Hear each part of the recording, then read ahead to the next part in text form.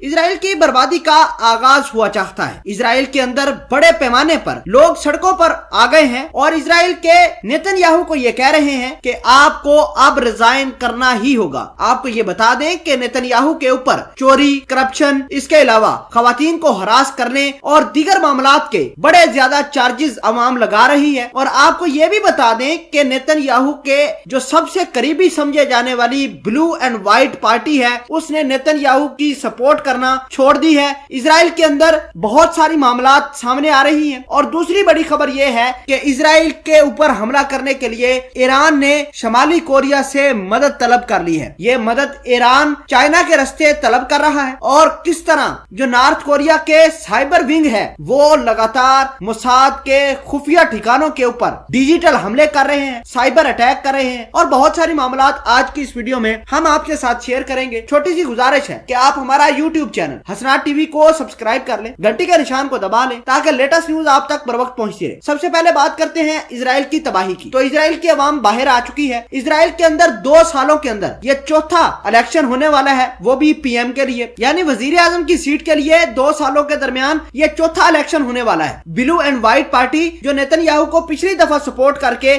उसको पीएम की सीट दी थी, उन्होंने अपने हाथ पीछे खींच लिए। नाज़रीन ग्रामी, जो इजराइल की अपोजिशन पार्टी है उनका यह कहना था कि नेतन्याहू अमेरिका और दीगर लोगों के कहने पर अपने मुल्क के इंटरेस्ट को पीछे रखते हैं और अपने पर्सनल मैटर उनको प्रायोरिटाइज करते हैं। आपको यह भी बता दें कि अपोजिशन इजराइल की वो उठ खड़ी हुई है और नेतन्याहू को यह निशाना बना रही है कि ईरान के अंदर जितने भी हमले हुए हैं वो नेतन्याहू ने अपने पर्सनल मैटर की वजह से किए हैं, अपने पर्सनल मफादात की वजह से किए हैं और अमेरिका के सदर डोनाल्ड ट्रंप के कहने पर किए हैं। अब हुआ कुछ यूं है कि 3 बड़े लोगों की बर्बादी का आगाज हुआ है। नेतन्याहू का तो होना ही था और 3 और लोगों का बड़ा ज्यादा नुकसान होने वाला है। इसमें अमेरिका के सदर डोनाल्ड ट्रंप का नुकसान होने वाला है क्योंकि इलेक्शन तो वो हार गया है, उसके ऊपर भी चार्जेस लगेंगे करप्शन के। मुख्तलिफ लोगों के साथ उसने जो काम किए हैं, मुख्तलिफ इलाकों के ऊपर कब्जे किए हैं, वेनेजुएला क्राइसिस, सारी दुनिया को सब कुछ पता है। इसके अलावा